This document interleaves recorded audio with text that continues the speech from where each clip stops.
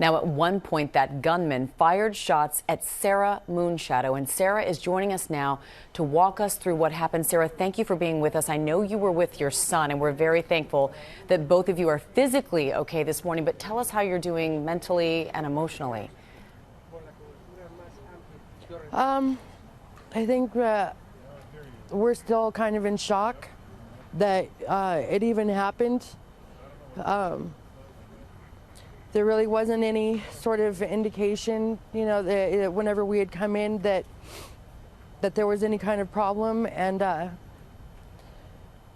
we were supposed to be in and out, and we were stalling a little bit, looking around, and at first I was kind of kicking myself, you know, feeling like if we had left a little bit sooner, maybe we could have avoided things.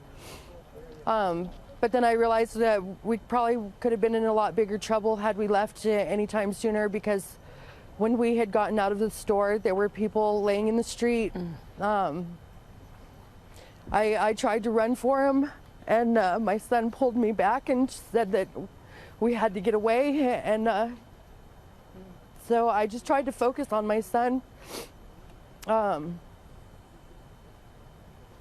I was mostly focused on just making sure that he stayed as close to me as possible, and that he didn't stand up too far, because I just didn't want him to be too tall and become like a moving target, because we couldn't tell exactly where the shooter was. We knew that he was getting closer to us.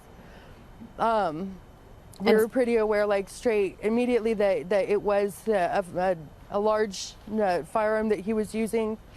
And I just started focusing as much as I could on the sound and the direction that he was moving, and how many seconds in between firing, and then if I could hear him racking his firearm in between shots, so that I could try to gauge what kind of platform he was using, so I knew that what we were dealing with.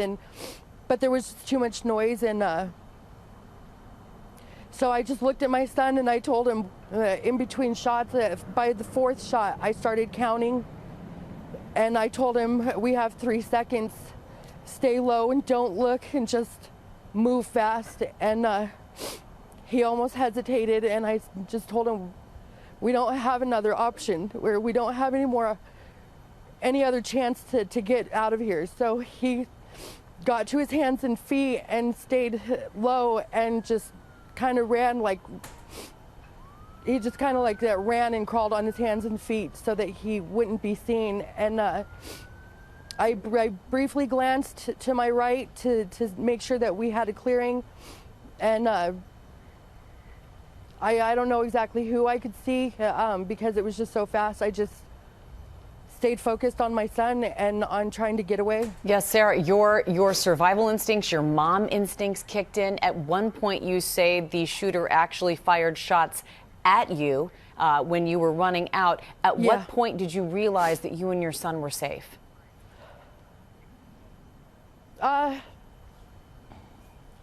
think at the point whenever I saw, I'm pretty sure it was Officer Talley that was coming down the street, and I tried to jump out from where we were crouching down behind a stone, and I tried to flag him down, and my son was really scared. He said, no, please don't go. And so I backed up to stay with him, and that was when he pulled up to the person that was laying in the road, and then we started hearing more firing. It sounded like somebody was outside of the store. I wasn't quite sure. It just seemed like the gunshots were getting louder. So we just started running further back. We went to the side of the building a few feet away, and then at some point another officer came running. I'm not sure from where exactly, but she came running in our direction, telling us to move. And so I'm pretty familiar with the neighborhood. And so I started showing my son where to go, because it kind of starts turning into a little bit of a maze in the center of this particular neighborhood. And so we kind of wound through a few buildings and stuff. And then there were some people that told us to come sit on their porch. And I think at that point, reality was just really starting to kick in, and I just really started freaking out. And It's an unimaginable thing to have to live through and to try and process. But Sarah, we are so happy and thankful that you are okay.